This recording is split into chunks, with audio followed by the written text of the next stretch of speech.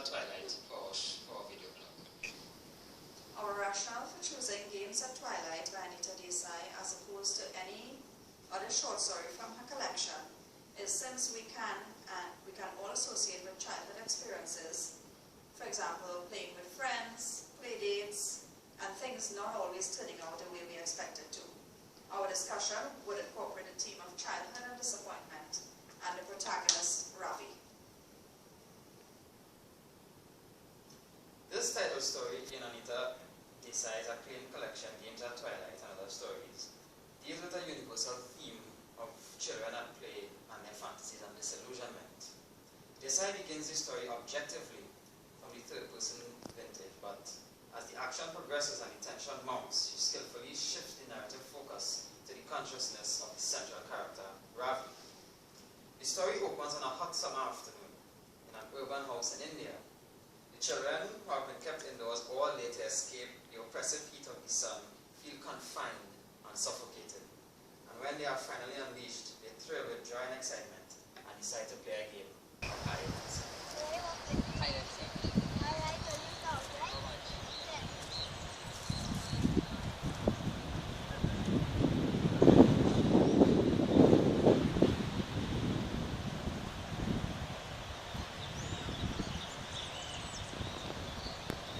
Ready or not, guys, come.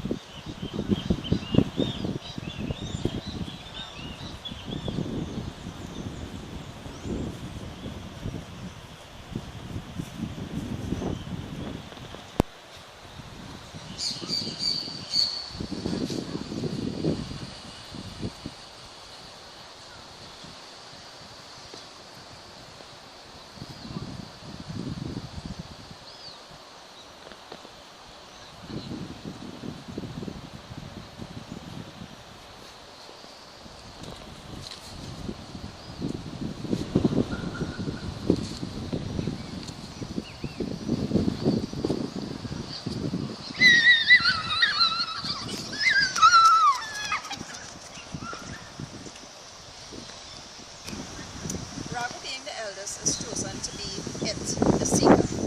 All the other children run helter-skelter to find a suitable hiding place. Ravi hides behind a locked garage. When he hears his little brother crying because he has been caught by Ragu, he panics. As Ragu is whistling and the thumping sound of his feet grow louder, in a moment of fright, Ravi suddenly slips through a small gap into an abandoned shed next to the garage. He stayed in the garage too long.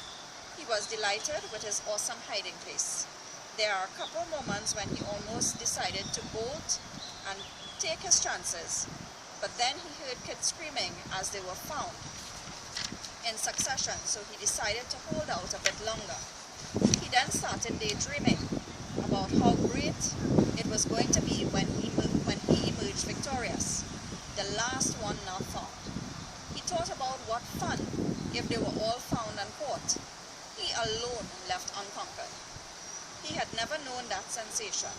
That would be thrilling beyond his imagination. This daydream led him on to others. Time passed, and he still wondered if he heard the kids playing and screaming, and thought he did.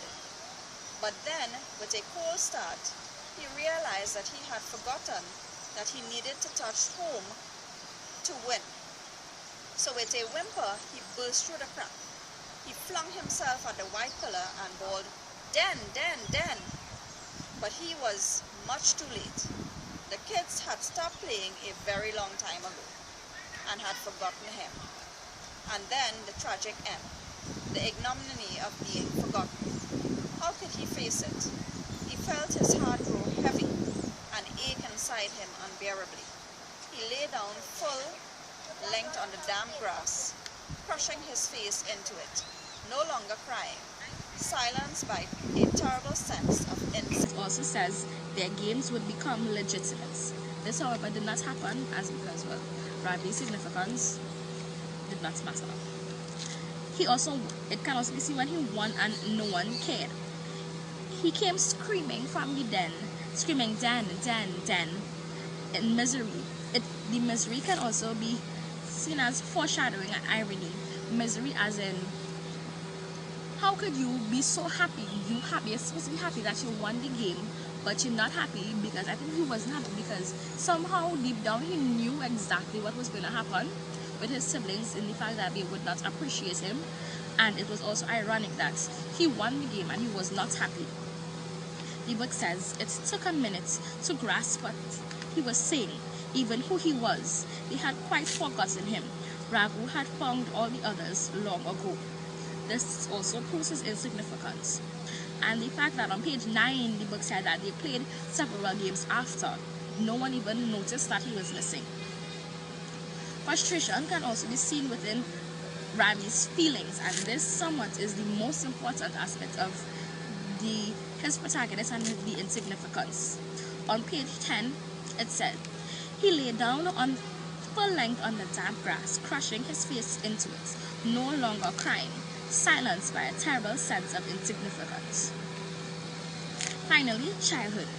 The message that Ms. Desai was trying to portray is that childhood is very important and that life is too short and precious to be stressing over little things, and that Ravi needed to learn a lesson that we all had to learn.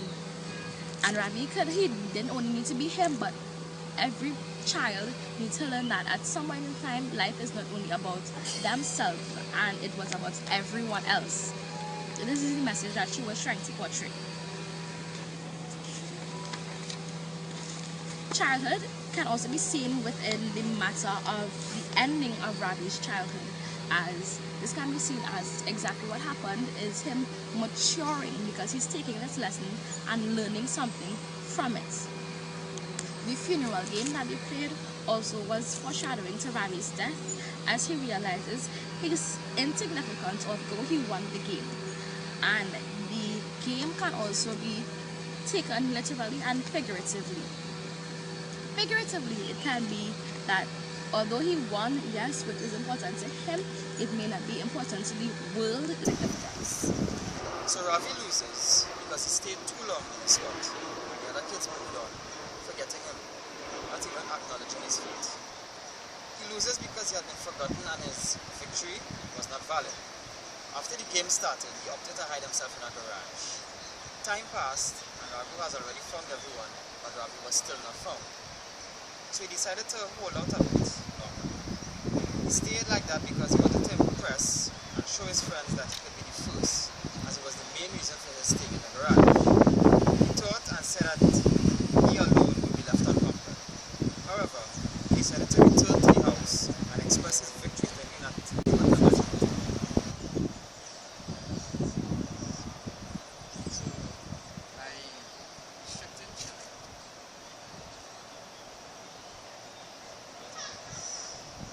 Restrict a child. You allow them to go out places.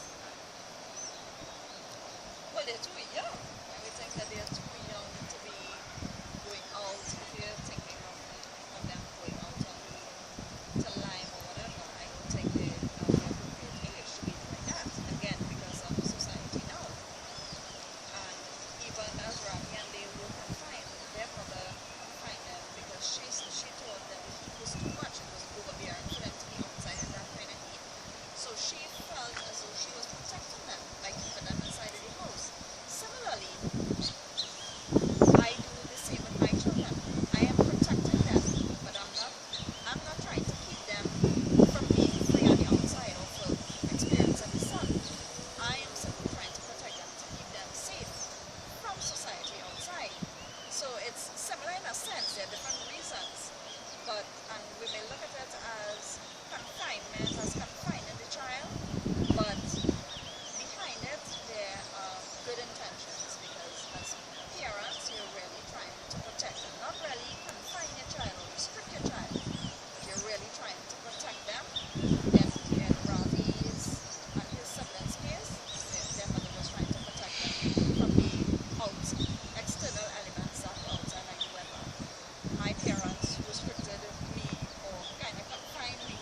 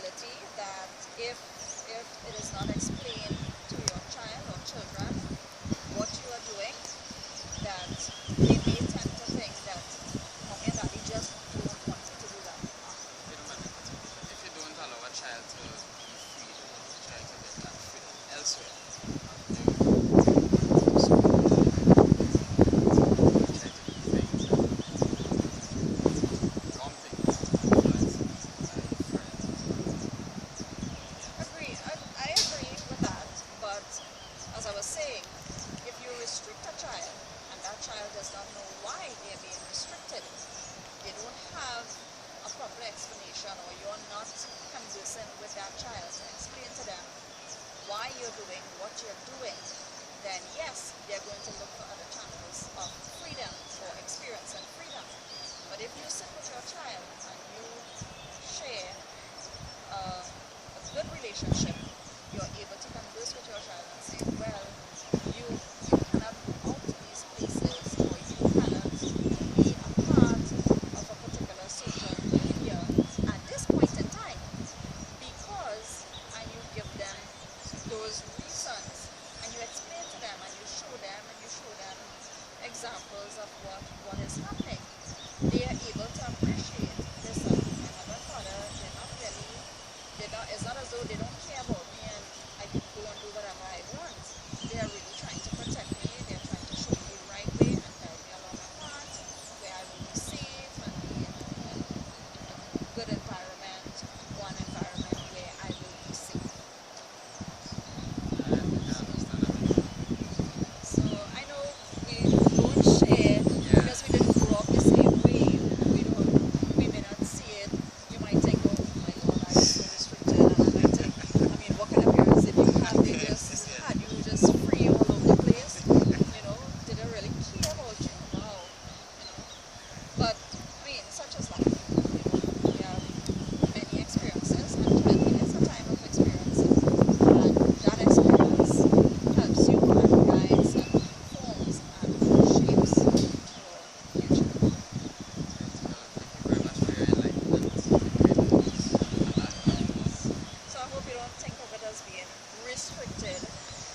In a way, it was.